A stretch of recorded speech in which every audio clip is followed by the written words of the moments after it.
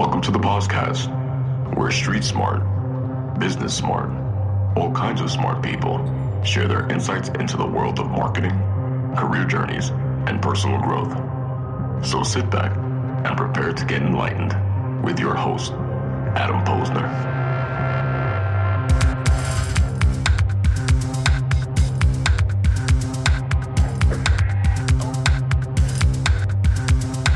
Hey, everybody. Welcome back to the podcast where I bring you the best and brightest from the world of business, marketing, and personal growth to help you harness your inner tenacity and drive your career and life forward. Tribe, please join me in welcoming my incredible guest for today, Cathy Heller. And each week, Cathy encourages thousands and thousands of listeners on her top-rated podcast, Don't Keep Your Day Job, to find more purpose in their life and to get paid for what they do and love full-time. This resonates so much about everything that I talk about. And Cathy's show has been all over the place. I mean, I can name 100 different places, millions of downloads. She's been featured by even Apple themselves as a top podcast, and her fans love her show. And I think that's something that is so critical to any podcaster, is really building a tribe and a community around your show. And we'll talk about all that. And I would love to get some guidance from Cathy as I'm building the podcast here. And throughout her show, she's interviewed some amazing, amazing people. Earlier today, I listened to Yeardley Smith, who I am 42 years old. Simpsons been out for 31 years. The Simpsons has literally been part of my life every single day. I love The Simpsons. I love that episode. Other amazing people, Jenna Fisher from The Office fame, Seth Godin, if you're in marketing, Jonathan Adler, Bobby Brown. I mean, the list goes on and on. Really top A-list, Barbara Corcoran, Howard Schultz from Starbucks, and the list goes on and on. Cathy's book, Don't Keep Your Day Job, was released in November. We'll talk about that, and it's filled with inspirational stories from people with her in her own tribe who have decided to take control of their life journey. And Cathy often says, purpose is the opposite of depression. And she is truly lifting others to be the happiest versions of themselves. I know it's long-winded. I know Cathy would say, Adam, you need to record this not live. No, I'm kidding there. And we'll talk about that and a whole lot more. Cathy Heller, welcome to the podcast. Thanks. What a cool intro. I'm going to just take you with me wherever I go, as I walk in to get a bagel, as I walk in to pick up my kids up from school, just have Adam talk about all my accomplishments, make me feel like I'm 20 feet tall. Yeah, my hype man. That's what I need. Yeah. And if you were here in New York, we're in the age of the coronavirus, and hopefully by the time this episode airs, it'll be a moot point and we got past it. Yes. And we're fine. But if I was there with you, there'd be a marching band, like a 6-piece marching band. We'd have smoke machines and lasers, and we'd intro it. So yes. I know. And so, you know what? I'm going to make a promise right now. We are not going to talk about the virus. We already talked about it because I am putting good energy out there that by the time that this show airs, it's over and done with. We're back to reality. Anybody that was affected, hopefully they've been able to bounce back and move forward on that. So my tribe may not know you. I'd love to hear the Cathy Heller elevator pitch. Tell us who you are and what you do best, Cathy Heller. Yeah, I live in Los Angeles. I have 3 kids. I run a multi-million-dollar business doing things I love, which feels so surreal and so awesome. It's great. And basically, ever since I've been able to do anything that I love and make a living, I've been trying to help other people to do the same thing. My husband says I'm famous for like us being in an Uber or going to a party and nonstop for the last like 2 decades. I'm like, what do you do? What do you want to do? What do you feel you came to the world to do? Why don't you do that? He's like, you've always been encouraging people to do stuff like that. And now I literally do that for a living. But essentially I came out to LA almost 17 years ago. I was wanting to get a record deal. I thought the only way to be in the music business was to be Beyonce, Sheryl Crow, Taylor Swift. And as it turns out, they don't just give those out on the street corners. No, but they don't. Isn't that what everyone comes to LA for, right? To get the handout? Yeah. Exactly. Yep. The streets are paved with gold. So what wound up happening is I got a job and I worked on the side to make mediocre songs. And then the songs got a little better. And then I finally got a record deal. I got signed to Interscope. I was actually with Lady Gaga the night she recorded Paparazzi. I got to be in the studio. Yeah. And she was so talented. And there was a part of me that was like, I'm going to get dropped from this label. Like, she's an Olympic athlete. Like, there are certain levels of talent. And I have a nice voice, like I was the kid in camp who got the lead, but I felt like it was not really going to last. And sure enough, a few months later, I was driving on the 10 freeway, which is where you spend most of your time in LA. And I pulled over because I got a call from Ron Fair, and he said, "Can you pull off the highway and can we talk?" And I'm like, "Oh, this is going to be great. I'm sure this is great news." And he said, "Jimmy Iovine we're going to drop you, but we really do like you. And he's like, I know you're going to do something great. I just don't know what it is." Anyway, at that point, Adam, I felt like, the scene in the movie where like the music stops and like you can't really hear and you're just like freeze frame. Wah, wah, wah. Right. I was like, what the hell? Like I was right there, and I didn't have the perspective I have now of hindsight. So I thought, oh, this is the moment that everyone told me would happen, where I had to give up on my dream, quote unquote, be an adult, quote unquote, grow up, quote unquote, responsibility, get a real job. So I went and got real jobs, and I hated every single one of those real jobs. I worked in a casting office because a friend was like, "I'm working on the Ghost Whisperer pilot. Why don't you do that?" I'm like, "What's that?" She's like, "Oh, it's Jennifer Love Hewitt." I hated casting. That wasn't my thing. Then a friend of mine said, "If you're just going to work and you're not going to do something you love, you should make money, like a lot of it." I'm like, "Well, how do you?" Yeah. So I'm like, "How do you do that?" She's like, you do real estate. And I was like, "Oh, great, real estate." So she knew this guy in Brentwood who owned commercial properties, like $100 million shopping centers. And she's like, "Yeah, you work from commercial real estate, you'll make a ton of money." So I'm working for this guy, and I'm making like 150 grand, and I'm 25. So it's actually a lot of money for me. And I have this like cute apartment, and I'm eating good sushi every day. And I'm like, great. Living it up in LA. Yeah. And then like 2 years goes by, and now I'm 27. And I look in the mirror and I don't know who the hell I am. And I'm like, I feel miserable. Like I feel literally depressed. I now have some money, and I don't have any of the things I actually want. And I felt like, what the hell is this life? Like, I don't even understand. I'm checking the boxes, right? Like I can buy myself a cute car. Stuff. I can afford to live in this cute little apartment in Beverly Hills with the Anthropologie sofa that I could buy for myself, right? And I was really unhappy. And I realized, Adam, that success without fulfillment is the ultimate feeling of failure. Because you're like, I have success. For 27 years old to be making close to $200,000, you're fine. Like you can really live nicely. And yet I was not fine at all. Who was I kidding? So I quit my job, which I don't really recommend people do that. Now I tell people, build a side hustle, build a runway. It's so much more effective. And there's so many great ways to do that. But I quit. I was just like, I got to get out of here. So I quit, and I started to ask myself the $1 million question, which is there any other way I can do what I love, right? Like the only paradigm I knew was either you become a celebrity or you're miserable and you work for someone else. Those were the two paths, right? And this is before Insta famous, right? This is before the days of Insta. There wasn't even Instagram. You couldn't even get rich quick on that. Yeah, this is 2007. Like the kids were in their diapers. Those Instagram people, they weren't even a twinkle in their parents' eyes, some of them. Yeah. So I was like, I don't know what else to do, but that was my next new question. Is there anything else? Is there any other way I can do what I love? And I started to use the Google, and I started to find articles about songwriters who were making a great living without the record label because they were licensing their songs to Grey's Anatomy and One Tree Hill and Dawson's Creek. And I was like, what is that? What's a license? What does that mean? Oh, it's the right for this show to use the song. They don't own it. And I thought, why don't I even try that? Like, obviously I had enough talent that I got it signed. Yeah. Maybe I could write a song. And so I would send these songs, and people would just like not answer my email or whatever. And so I had to get crafty. Like, how am I going to get them to even like listen? Break through. Right. Yeah. And I wound up being really, really tenacious, as you love that word, tenacity. And I would like do things like one time I sent an email. I'm not going to grab it, but I basically sent this little PDF I made. It was a picture of a cartoon girl playing guitar and a plus sign and a picture of a Starbucks latte. And I wrote on the top, mochas and music. And I just dropped these two little images into an email with a plus sign. And I said, step 1, what's your favorite Starbucks drink? Step 2, I'll drop it by the office, and I'll leave you with some mochas and some music. I'll leave you with some coffee and some songs. I like it. And a bunch of people didn't respond. And a bunch of people said, no. And then there was like 20 or so people who were like, sure, like you could bring me a caramel macchiato. So I went into Who doesn't like a free coffee? Who doesn't?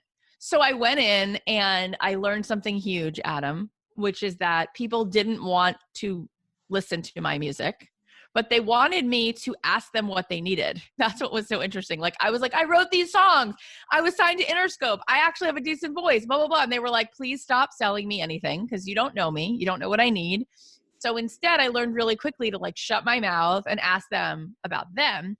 And so I would say, what are you working on? What show are you working on? What's the character arc? How are you dealing with the scene with the sisters? What's the vibe of the show? What's the feeling? What's the vibe? And so I started to get the information of like, who are they? What do they need? What problem are they solving? And then I would take little notes. Like I'm like literally like on a scrap. I didn't even have a smartphone at the time. It was like a flip phone. So I would like take little pieces of note paper. Oh, you're saying you're doing a story about going home. Oh, you need a song about home? Huh. All right. And then I go to the next office. Oh, you're telling me that you have a story about these two sisters and you need something about like count on me or be there for you or by your side. I'm like, scribble, scribble, scribble. So I basically learned the greatest business lesson ever, which is don't try to sell people what you have.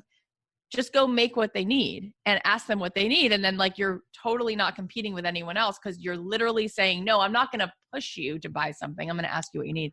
So I went, oh, I could write a song. I'm actually a pretty good songwriter. Like I just didn't think to write that song. I was in my own head, which most songwriters were writing songs about breakups and whatever. So Adam, long story, I wrote the home song. I wrote the sister song. And sure enough, they were like, that's awesome. So I started to make, no joke, I started to make a few $100,000 a year. And what's sitting behind me in my office are these beautiful articles, full page stories, Billboard, Variety, the LA Weekly, the cover of the USA Today music section. It's awesome. All these, it was awesome. It was awesome. I was able to basically, in like the Billboard article, I think the title was Writing Her Own Check. And then in Variety, it was like, Cathy Heller cracks the code. And basically I was like, why is this newsworthy? I even asked that to Phil Gallo, the editor of Billboard. Like, he was like, well, is it original? Why is this making headlines? Why is this making headlines? And he said, because people don't do this. People don't do this. Either they get the record deal or they feel like there's nothing in between and you don't have an agent. You're literally picking up the phone. You're walking into people's offices. You're grassroots, making one relationship at a time. And that was the other big lesson for me, Adam. It wasn't just make the things they need. It was, you don't need 1,000 people to love you. You need like 6 people. Because every time I would license a song to McDonald's or Target, it was $85,000. So I didn't need 1,000. I also, by the way, I didn't have music on Spotify. That wasn't a thing. I wasn't selling records. My whole business was B2B. I had no social footprint, no email list. It was just a few people. No fan club.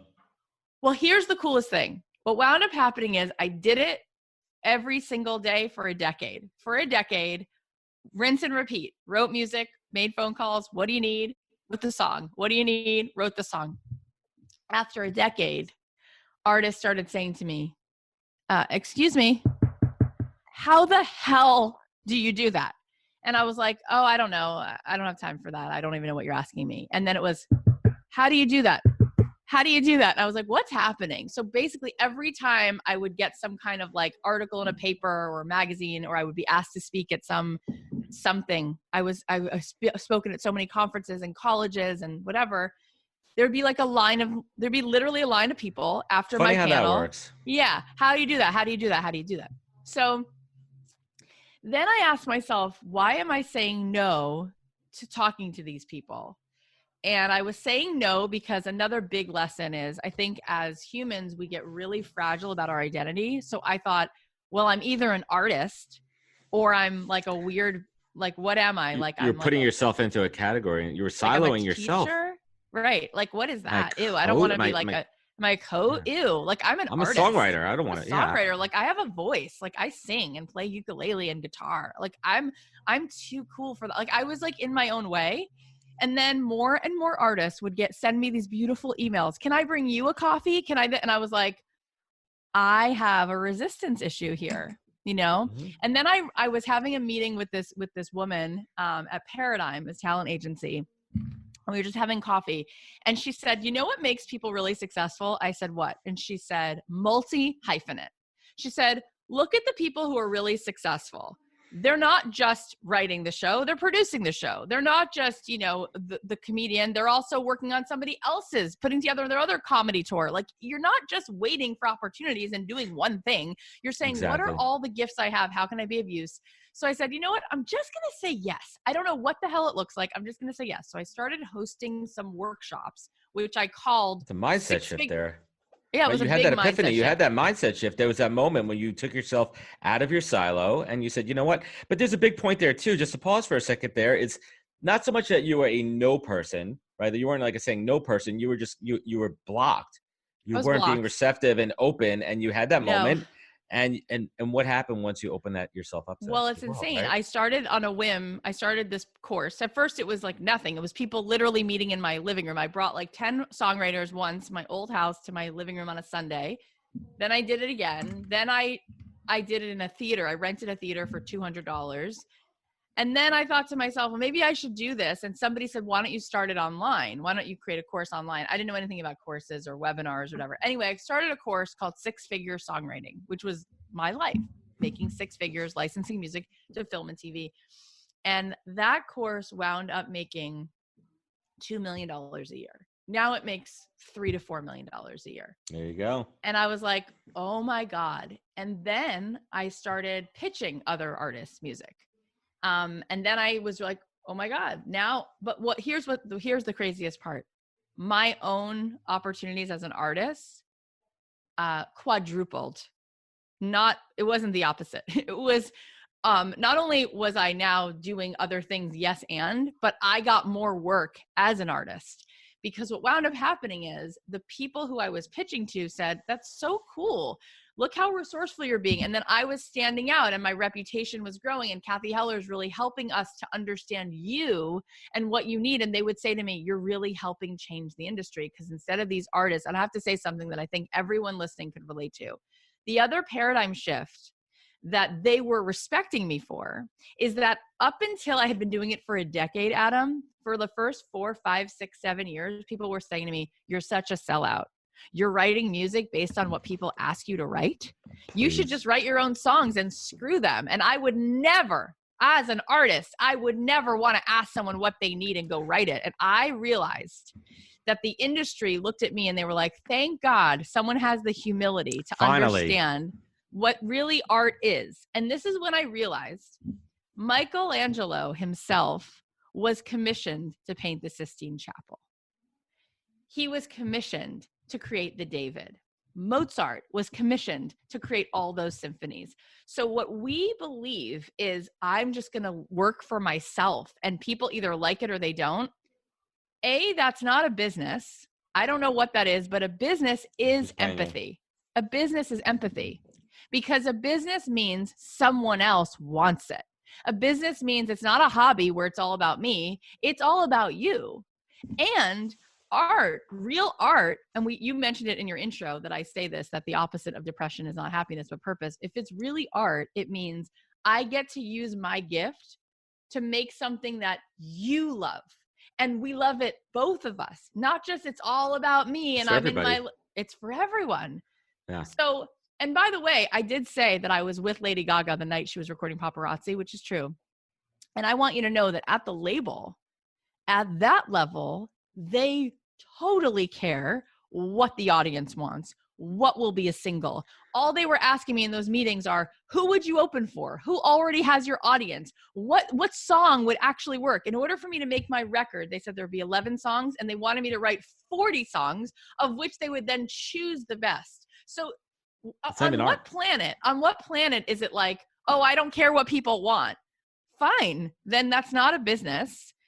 And you should just go have that as a hobby. And if it's going to make you money, it's because someone else is paying you their money, which means they need it and they want it. And it's actually, they need it for something. It's a gift. It's a pleasure to get paid to do something you would do for free. Right. And then to think, how would I tell that story? Or how would I use, like when Michelangelo is painting the Sistine Chapel, which is so gorgeous. I've been to the Vatican, like even as a Jewish girl, like you can appreciate. Yeah, I loved it. It's amazing, right? And there's nothing that's not like completely artistic about it, but they said to him, you need to use this paint And we want you to paint the first few chapters of the Bible, right? We're telling you what to Yeah, paint. he didn't come up with that on his own. He was given direction. He was commissioned. He was paid for it. Yes, he loves to paint. I'm sure he loves to paint. I'm assuming that Michelangelo loves to paint. Right. He was But using someone his paid gift. him because that's what they wanted. To your point, he used his gift to create Yeah. something that everybody could share. And that's Exactly. business. And I mean, But not that everybody is gets business. Not everyone gets that. that. Not everyone gets that. Randy Newman wrote all the songs to Toy Story. John Williams, all those incredible compositions. Alan Menken, every Disney movie. Sarah Bareilles wrote the score to Waitress. Does she know what it's like to be an abused wife with a child? She's not married. She doesn't have a child. What? That means she can't write the score? Of course she can, because she can sit with the team, with the playwright, with the director and say, what do you need me to write? Does it make it less her? No.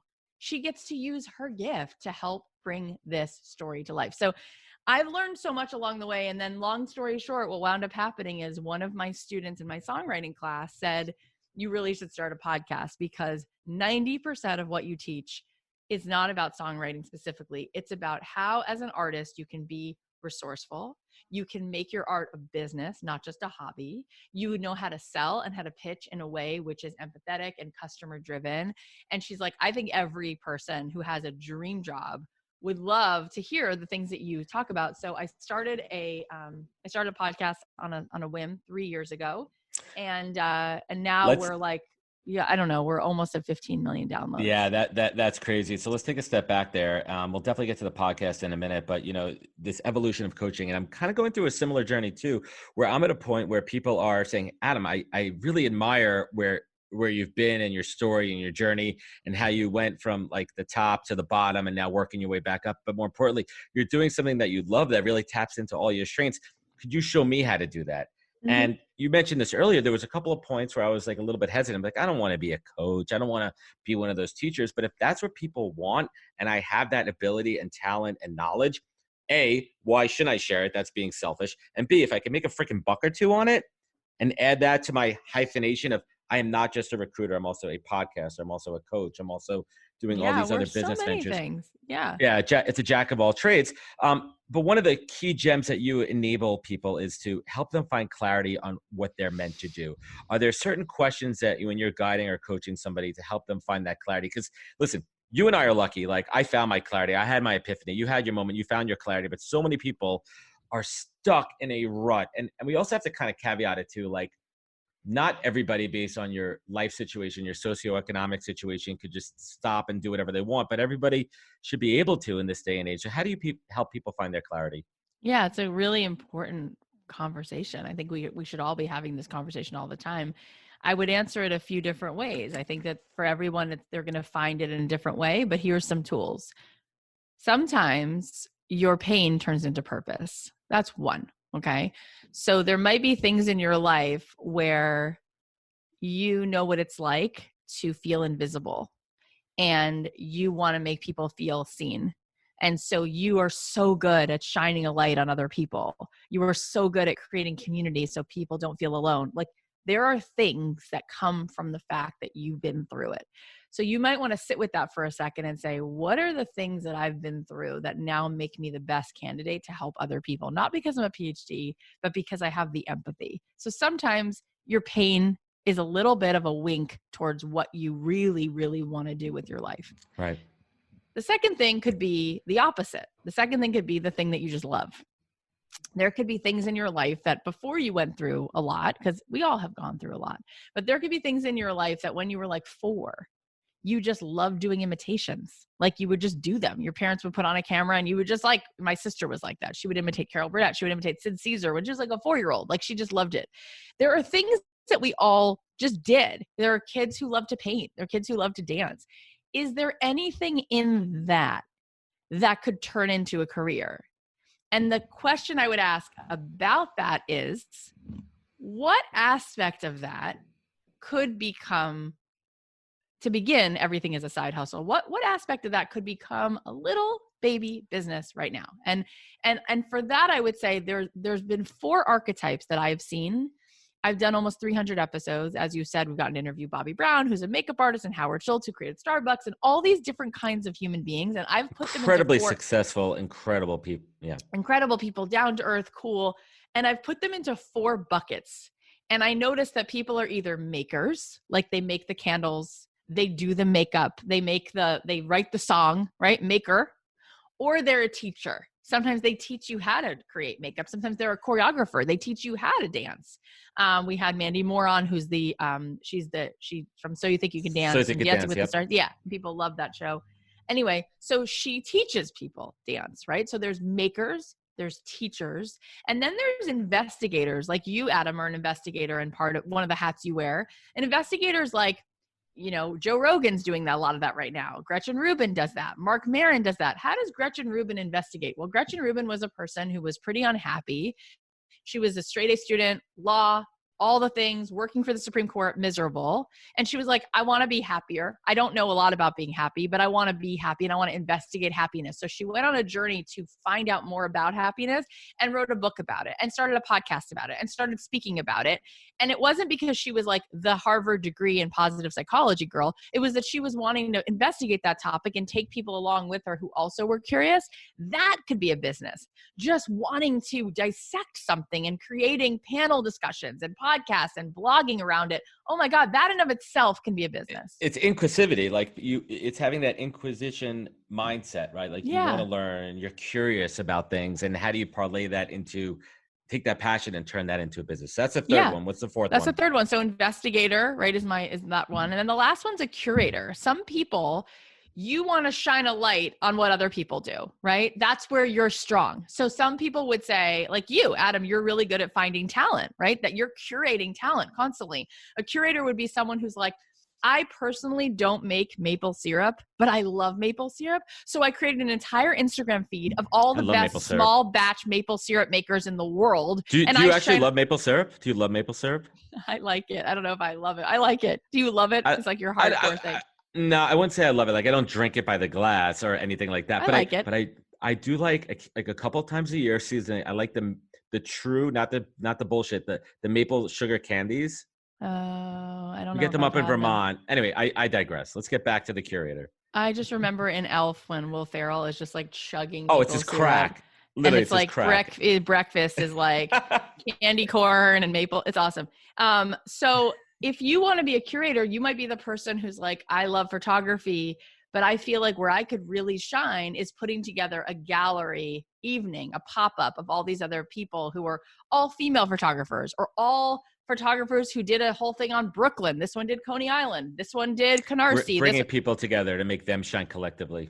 Or you could curate a group of moms, entrepreneurs, or you could curate a group of people who want to study or just be around mindfulness. Ukulele group. Whatever. So that's what I see. So I think there's a few ways to go. It's what are the things that have caused me pain that I really keep coming back to, right? And is there a problem that I really want to solve? Could I make a world around that? The next question is there something I love? Is there something I love that like I would absolutely love to be around every single day, but which way could I make it into a business? Well, I could make the thing, I could teach the thing, I could curate the thing, or I could investigate the thing. And really now, then the next question is, can you find an example on Instagram? Can you find an example in the world of one person, two people who are doing that thing? And then look at that and go, wow, I'm going to keep checking back and taking a look at what do I like that they do? What do I not like that they do? What do you not like? Mm-hmm. What are the holes? Like, what are the gaps here? And then the next thing is there anything I could add? Because you don't have to be the Messiah. You don't have to reinvent the wheel, but how do you make a better wheel? How do you make a different wheel? Like, how do you do things a slight difference and find that white space and optimize and maximize? The thing is, Adam, like there are so many people in this world and there's so much room. I know that everybody talks about Gary Vee and everybody talks about Rachel Hollis. I'm telling you, I meet people in my own family all the time who've never heard of them, who don't know what a podcast is. They'll be like, You have a podcast? What is that? Is that Twitter? What the heck's I'm a like, podcast? Last night, my cousins were visiting from Toronto and they're a little bit older. And they're like, so what is that? Does that mean you do social media? And I was like, I guess. You do social media. As a podcaster. Like, well, where do you, is that on the radio? what I'm saying is there's so much room. Yeah. There are people who don't know who I am, who will never know. Seth Godin is one of my abundance. It's an abundance mindset. It really is. There's just enough room because let's put it this way. When I started songwriting, okay, for film and TV, I said this before, by the time I had like 6 clients, I was making multi-six figures. You're great. When I started my course, from just a few hundred songwriters in the world, not a few million, not a few thousand, with no email list and no Instagram, I was turning that into 7 figures. So what the hell are we talking about? Like, you don't need half the world to have a business, and you don't need to make 7 figures to be really happy doing something you love. That's a key point too. I was really happy making a few $100,000 a year in LA, even. Like, we had this cute, which is an expensive city. House. Yeah. Yeah. And we were fine. And I loved my life. I felt like I was going to Disneyland every day. People are like, what do you do? I'm like, I write songs for McDonald's. Like, and it's amazing. You were able to take your passion and turn it into a business. And I think that's what's amazing when you guide people, but there's also guardrails around that too, right? Like, you're not telling everybody to quit, like, stop doing what you're doing immediately. I mean, that's bad advice. I mean, I even tell people in my job it's always easier. It's a million times easier to find a job when you have a job. And the same thing applies in what you're guiding too, because you can't just drop everything, because people get excited. I know my life, and I'm easily excitable, if you can't tell, but people get overly excited about an idea, about something going on in their head, and they kind of throw logic and reason out the window sometimes. So you have to be mindful about and you have to know guidance. how to build a business, right? And building a business means fundamentals. Yeah. And that's why I love doing it through a side hustle, because in order for you to build a successful business, you have to validate the business. Okay. And let's talk about that for a minute. Validating a business. Is this a real idea that could potentially work? And there's a little bit of a blind faith in there too, that you kind of, like, a little bit of whimsical blind faith that you have to believe in it, but there has to be a fundamental business, like a market need for it, right? Yeah. And I think what a lot of people, we underestimate what we're capable of, and we overestimate sort of like, I'm going to need too much in order to make this happen. No, there are people, thousands of them, right, who've been listening to my show. I wrote about many of them in the book, who slowly started to validate a business. And by the time 3 months came around, they were making an extra $1,500 a month. Then they started saying, well, if I'm already able to sell this many cheesecakes, because people do like the cheesecake that I make, how could I sell more cheesecakes? And then it was like, well, instead of going door to door and selling to Jennifer and this other woman, Kimberly, and this guy, Greg, well, who already has an audience that wants cheesecake? Oh, well, what if I just walked into the local diner and said, do you want to buy 10 cheesecakes at a time? Scaling, right? My friend, scaling. So one of my good friends, Jenny, she just was on Shark Tank, and she in literally less than a year, she went from creating something in her kitchen to making a multi-million-dollar business. But it started with like a few people, and then she started going to local stores, and she got like 10 customers, but those 10 customers were buying things at scale. And Fanatics. The point is that we can validate these businesses, and we don't have to make great the enemy of good. You don't have to make millions of dollars, but think of it this way. There is a market for something, right? Let's say you want to organize people's closets. There's already a market for that. So on the low end, I'm making it up. I don't know. I haven't done the research. Maybe on the low end, it's $75 an hour, and the high end, it's $150 an hour. I'm making it up. Okay, so how many clients would you need in order to quit your job? What if every person, instead of selling an hour, you sold a package of 3 hours? Okay, then you do the math and you're like, it's not that crazy. I would probably need, it's not a big ask, 10 clients in the world for me to be able to have a substantial income from this. A profitable business, yeah. It's like, and so the very first thing we need to do is take messy action. And as scary as it is, call up one human being, one, who might want the cake pops, who might want us to organize their basement, who might be interested in the yoga class, one, and say, could I offer to do this thing for you for free, just to get your feedback, to test, to validate? Oh, you liked it. Oh, you didn't like this. Oh, and then you ask them, have you ever tried anything like this? If you have, what did you like? What did you not like? And what would you pay for this? And you get their feedback. And then you do it again. You offer them a little more value. And would you pay for this again? And how much would you pay for it? Yeah. And then you start to build a business. It's actually, what I see is that, number one, people really don't realize those simple steps to building a business. So what they do is they build business backwards. Well, what they usually do before they overthink is they overthink all day and they say to themselves, okay, before I ever do this, I'm going to go buy a brick and mortar coffee shop before they've even sold one cup of coffee. They have an idea that they want to be, you know what? I love coffee. I'm going to open up a coffee shop. Let me go rent a coffee shop instead of starting backwards and maybe having let me brew my own coffee. Let's see if people like my coffee. See if I get people to buy my coffee. On a website. Yeah. Do a pop-up kiosk in front of the library at UCLA. Exactly. See if anybody's interested. At a street fair, right? Like, see if people want that shit. Right. Like, start with the validation. And then, yeah, you're right. What happens is we think it has to be big, so we don't even begin. And then the second thing is we overthink it. So even once people know, okay, I have to go take this small step and reach out to this one woman or whatever, people they think themselves out of it. They say, no, because I'm going to look stupid, or there's no way. Now, let me flip it on its head. If you're starting out, let's say it's the first time you're going to photograph a wedding. And so you say to yourself, I'm not even going to put myself out there because I can't stack up next to the other photographers out there. What is the opposite response? What's the benefit for the bride to hire a photographer who's brand spanking new? Yeah. The benefit is you're collaborative.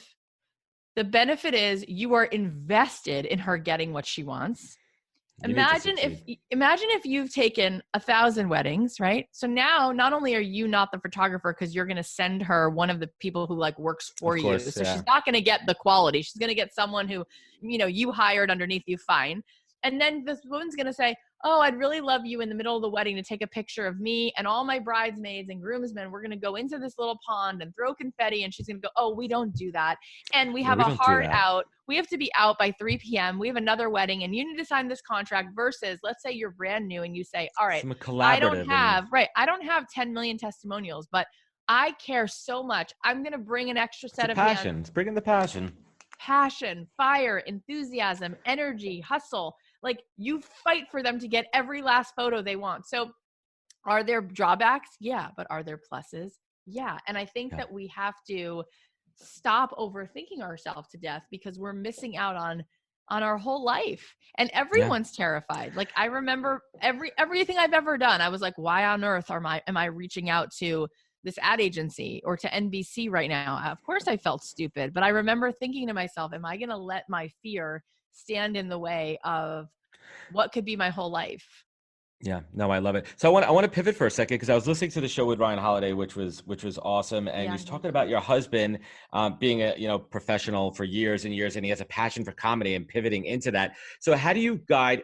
I mean, if you don't mind me asking, like, what advice did you give to your husband to tell him to follow his passion in comedy? Because comedy is a little bit different, right? Because that is literally like you have to go to open mics and test yourself. And you may get as a starting comic, if you're lucky, you'll get a couple of drink tickets and maybe $100, right? Like, but like passions like that, like, is that a little bit of a stretch, like on those type of professions? Like, how do you guide people in a, for lack of a better question, like going down the more creative artistic route? Yeah, exactly. Well, it's the same thing. Like, I think that if somebody wants to be doing comedy or just singing, I would be like, well, how are you going to make money from that? Like, who's paying you to do that right now? Right. So for him, I said to him, if you want to do that, what are some of the ways that you can get paid to do it? Because that's a slow burn. Just like, I'm going to go up and do open mics.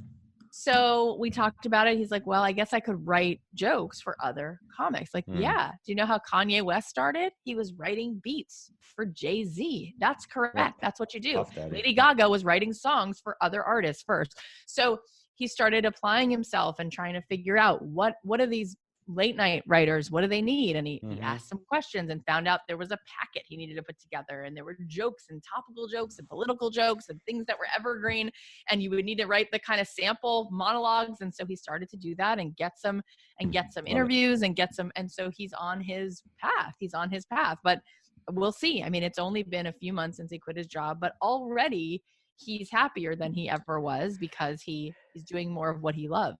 Yeah, let's talk about that for a second too. My wife talks about that all the time because we're actually celebrating tomorrow is our 10-year wedding anniversary. It's a huge day, and she's been with me. I mean, I'm sure you feel the same way. Like, your partner's your rock, right? And if you're lucky enough to have a firm rock, and she's been with me through the ups, the downs, And she says, I've never been happier and I've never been a better husband, a better father, because I'm happy in my career.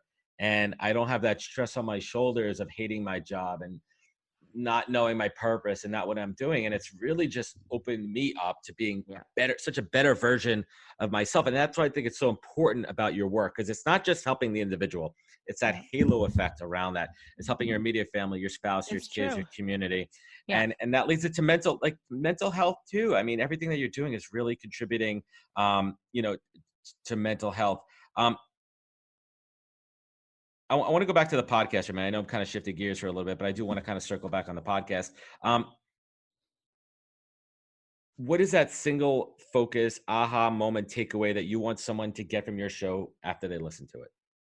I want people to know that they're needed and not to second guess themselves. And I don't think that you need to be, like I said, you don't need to be Wonder Woman. And it's not like someone taps you on the shoulder and goes, oh yeah, you're allowed to start a business. You're allowed to teach yoga. You're allowed to podcast because you're the one, you're the Messiah. If you're in this world, you are needed. And what is going to make you feel the most happy is not being happy. It's purpose. And so all it really takes is 20 seconds of courage. 20 seconds of courage to be like, I'm publishing the blog post. I'm reaching out to this person. It's not about being the best at something. It's, am I available? We live in a time where there's an empathy deficit, there's loneliness. So you, of course, can add value if you want to open a bead night where you're going to help people put beads together, or you want to do some poetry, or you want to post a piece of content, do it. And if you follow your joy and if there's enthusiasm, that's when the opportunities come. That's when the doors start to open. Everyone's building the engine while they're flying the plane. No one knows what the hell they're doing. And that's why the saying is that fortune favors the brave. Because little did I know when I started a podcast in my closet that it would lead to getting to meet all of these people and all of these opportunities, and that we would have already sold almost 50,000 copies of this book, which came out 3 months ago. Like, I didn't know these things would happen. I still don't know what's happening. I have no way of knowing. I just show up every day and say, how can I be of use? And regarding the book, because I definitely want to talk about that for a moment there, why should somebody pick up your book and read it? This book is a way to legitimately come home to yourself. Our entire lives, we are being told a million things from the outside in, and we're not really feeling like we're in alignment with ourselves.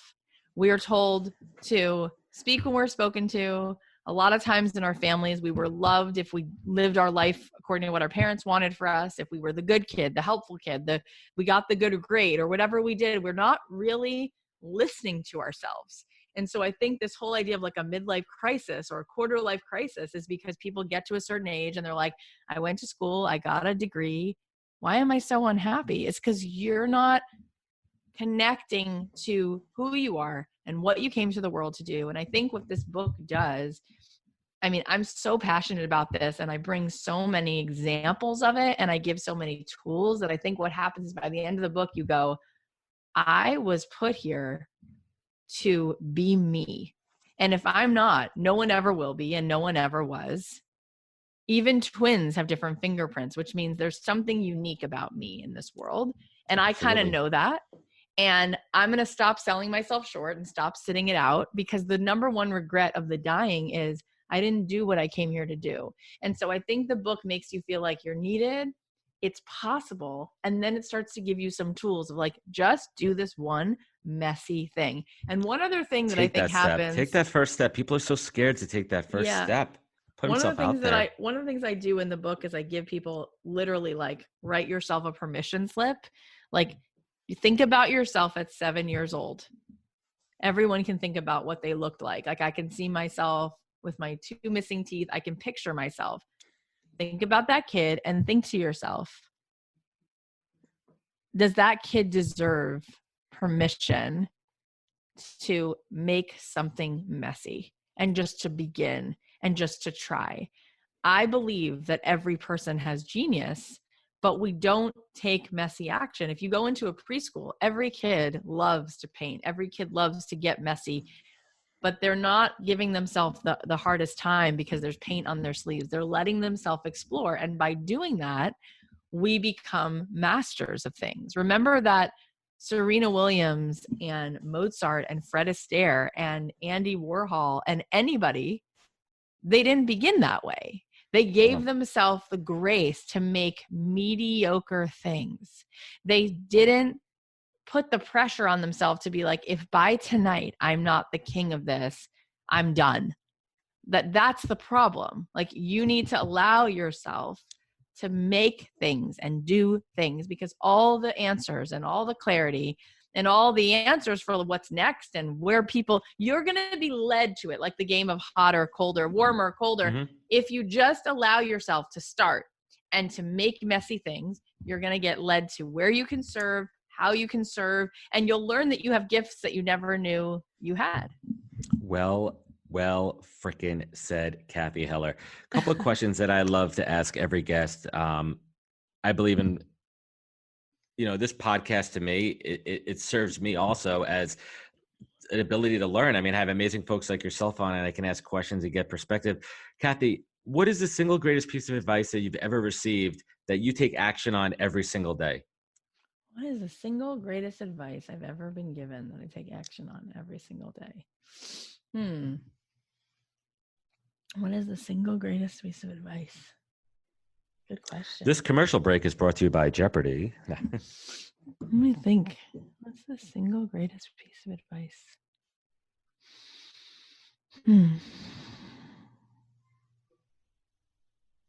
I mean, we've so many of the things that I just said were things that I picked up from other people and from doing things, and we've already kind of said it. And two of those things are this idea that we are needed.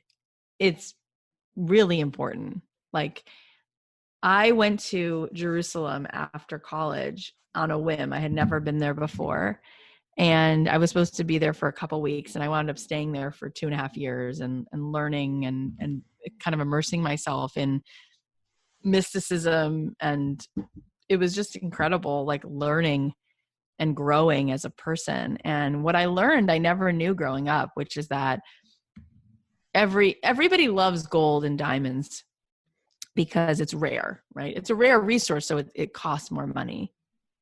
But the most rare thing in the world is an individual, because your DNA, it's completely unique, completely. And I don't think I really knew until I was there that we are each this unique, needed piece of starlight, whatever you want to call it. We are here for a very brief time, and we are not the same as anyone else. Like, my sister and I grew up in the same house. We're very different. Twins are very different. So we're each here to do something unique, and to know that you're needed is very powerful. So I think in a way that sent me off on my quest, because I left there with this feeling of like, when I had Daniel Pink on the podcast, I said to Daniel Pink, how do we feel, okay, selling whatever we sell, because it feels like, who am I to sell this or put this out here? And he said, I'm so sorry. He said, if you do something that's going to make a difference in someone else's life, because you can paint something beautiful, or you can make a smoothie or a piece of software, he said, I am so sorry for you, but you are morally obligated, because that was not given to you for you to keep to yourself. And so I think it's that piece of advice of like, this isn't about you. Like, this is about whatever you do that you're like, who am I to do this? That's all ego. That's all false humility. It's like, who are you not to do it? You're going to tell me that you know how to make people laugh, and your whole life people have been saying you make them laugh, and you're going to keep that to yourself? That's disgusting. That's the flip of, who am I to do this? Like, who are you not to do it? Who are you not to do that? That's been, if you can do something, even if it makes a difference for 17 people, because your podcast connects with 17 people, but every week on Tuesday morning, that show comes out and 17 people continue. You see it. They continue to listen. Who are you not to do that for? If you had 17 cars in front of your house every Tuesday, people would go, what are you giving away? That's amazing. Exactly. So That's a fun way we to think of it, underestimate that, and we flip it. And I don't think that the flip is really, I don't think it's about us. I think we're all here to make something better for somebody else. 100%. And last but not least, Cathy Heller, you've been through the ups and downs in life. You've been on a crazy journey, and you've been at the bottom when you thought you were at the top. You were on the side of the road thinking you were going to get a call that you were going to get signed that was going to change That was bad. trajectory on your life. And then sitting here today, I mean, even in today's, world of uncertainty, what's happening, I mean, you look behind you, you got beautiful kids, a beautiful family. What do you look to pull yourself up when you're down? And on the flip side of that, when you want to show gratitude, when you want to show and be thankful for everything that you've built, achieved, and everything around you. Cathy Heller, what is your North Star? I mean, my North Star, it's pretty simple. I mean, I very much believe in God, but I think God is a word that we have to define what we mean. It's like saying snow to an Eskimo. There's 70 words for snow. So if you say snow, they're like, what the hell is that? We have 70 words for snow. Do you mean sleet, sludge? It's like, what are you talking about? So everybody has a different word for that. And for some people, it means this thing that's judging you constantly. And I don't know, people have all different kinds of meanings, but I know what it means to me, which is this thing I can't put my finger on. I can't see it. I don't know what it is, but I 100% believe that there is a North Star, which is like something created. We know that in science, there was a beginning to time. It didn't always exist. And I feel that there is a mission that we're all on to make the world more whole. And there's a guiding, loving force. And I feel it. And when you step into the flow, the synchronicity that occurs in your life, to me, is undeniable. And so it's sort of like the movie Star Wars, where it's like you kind of like can feel there's like a choice that we're always making to choose the light or choose the darkness. And so that continuing to fight for that North Star and to choose the good, to choose to see the good. And I feel so grateful to that magical oneness, whatever you want to call it. I guess God is the word that gave me the gift to breathe in and out. And yeah, I feel like, I mean, that's the short answer, but I feel extremely grateful. And, we talked about my career journey, and everyone's had a journey. And my journey really was more about my journey as a kid. My parents had a horrible marriage, a horrible divorce. We went through a really, really difficult time where there was so much anxiety and depression and violence and no money. And I didn't have anything when I came out here. I didn't have emotional support or financial support. So I feel like everyone can relate to having been through something and to having been through the darkness. But very often, if you step back and think about it, any movie we've ever seen, whether it's Rocky or Frozen, any movie you've ever seen is about a person who does go through ups and downs.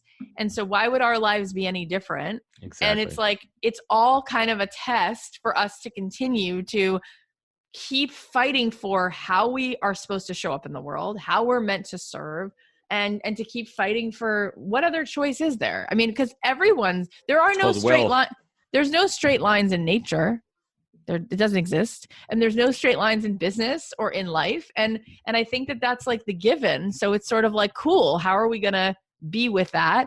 And that becomes really interesting. And I think it's really fulfilling too. Cathy Heller, this past hour has been extremely fulfilling for me. So thank you. I really, truly want to thank you for your generous gift of your time and your wisdom and your knowledge. And I really hope that we could use this opportunity for you and I to continue a dialogue. We'll take it offline. Some things I definitely want to chat about.